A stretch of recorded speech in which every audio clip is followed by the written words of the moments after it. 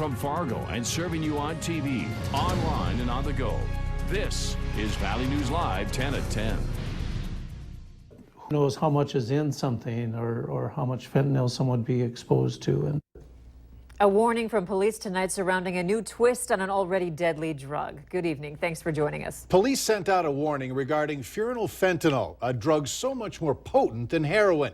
They say drug dealers and users are concealing it in everyday items. Valley News Team's Krista Boehm is here to explain the danger along with some clarifications. Krista? Mike, Andrea, police found these 3 bottles yesterday. They say fentanyl was found inside along with a combination of other items. Drug users and dealers are using items like these, nasal spray bottles and water bottles to dilute the drug and to keep it even more hidden. It's different from what police have already seen with fentanyl, and the danger to the community is even higher. Fentanyl is 100 times more potent than heroin and can even be fatal if it touches and absorbs through your skin. The powder is very fine and can become airborne. Even if it gets in the air, inhaling could also be deadly. Police say you wouldn't know if a product is tainted with it, so if you know or suspect someone as an opiate user, to be extra careful about this drug around them and yourself. You don't know what level of danger you may be in with any form of fentanyl. the problems with it is that it's hard to get the right dose. Even prescriptions done in the hospital, people have to be watched very closely if they're given fentanyl. Police say there is no concern of products being tainted with the fentanyl. They just want people to know it may be concealed. If you believe you have found fentanyl, don't touch the solution or powder. You should leave the area and call police. Andrea? All right, thank you, Krista. Police say some of the recent overdoses may be connected to the fentanyl. They also say it's being manufactured in China. More West Fargo students are saying they smoke marijuana and school administrators want to do something about it. 6th through 12th graders in the area responded to a random anonymous survey related to risky behaviors. Their answers indicated an uptick of kids using marijuana. They're not sitting in class using drugs in like it's happening outside of our building. So we will do whatever we can to educate, but the behaviors happen when they're off campus. And so having those candid conversations with our community agencies and our families about the look-fors and the signs. Police say you need to watch out for marijuana odors or air fresheners in your child's room or car. Some changes are coming to the city of Barnesville as they're looking to expand their Friendship Park. But one property owner is in the way of the changes and could become fenced in. Valley News Team's Natalie Parsons explains.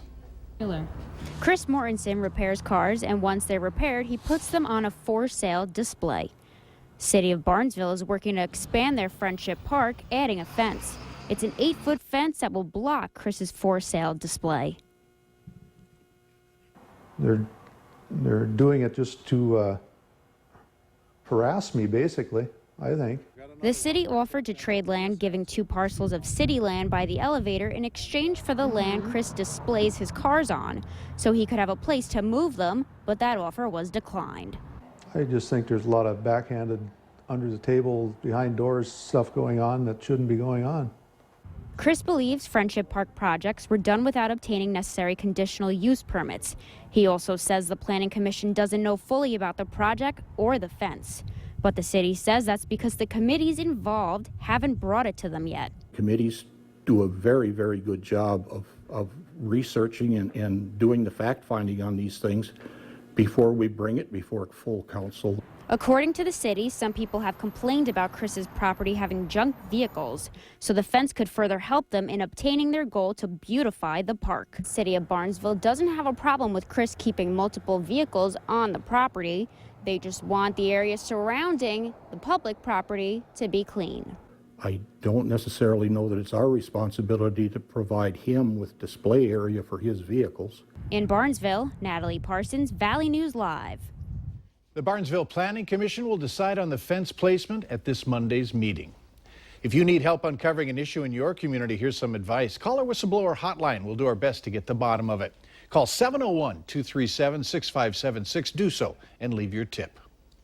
It's Friday and time to take a look at this week's Valley's Most Wanted.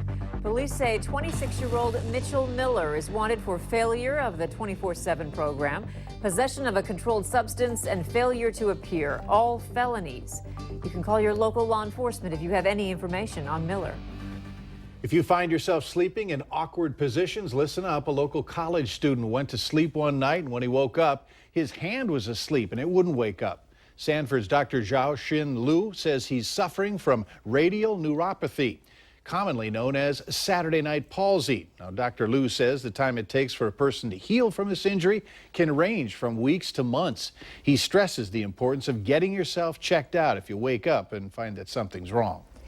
After news that the first case of Zika has hit North Dakota, today the U.S. Food and Drug Administration has authorized the first commercial test for the virus. The newly approved diagnostic tool will become available to doctors in the United States and Puerto Rico as early as next week.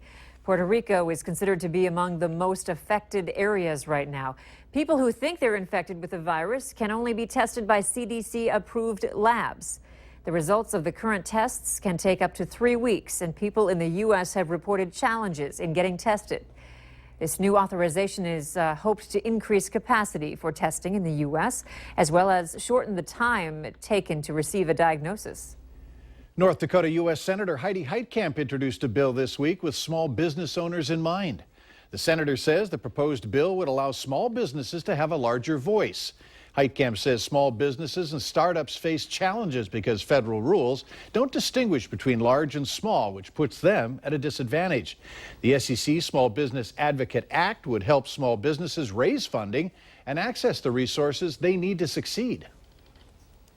We say all the time that small business is the backbone of our economic development and growth in the American economy.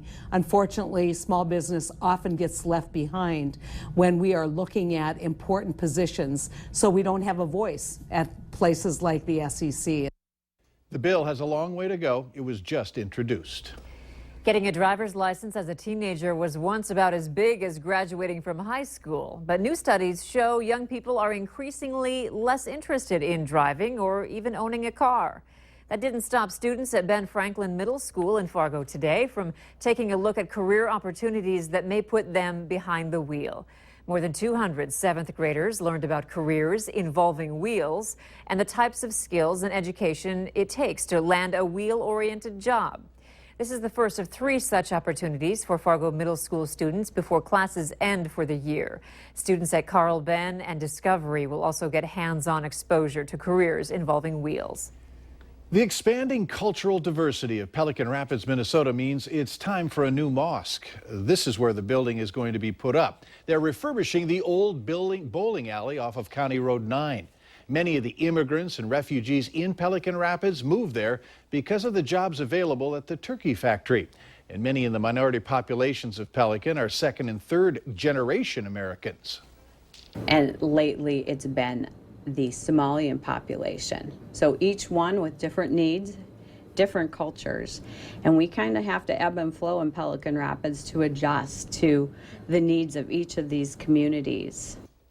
Around 300 members routinely worship at the current space in Pelican Rapids, but it's just become too small. Officials are hoping to have the mosque open by June. And remember to like Valley News Live on Facebook. You can follow the latest news, weather, and breaking news updates anytime on your feed. Just search Valley News Live, like our page, and stay informed throughout the entire day. Some in the city of brotherly love were less than welcoming today to the newest Eagle, Carson Wentz. As Carson made his way through the Philadelphia airport, he was asked several times to sign autographs. One fan almost demanded that he give him one because he was a season ticket holder. Carson and his escorts politely told the fans that there would be no autographs or interviews. As Carson reached his vehicle, a couple of them booed the NFL rookie. Hey, Carson, you're not in Fargo anymore, right?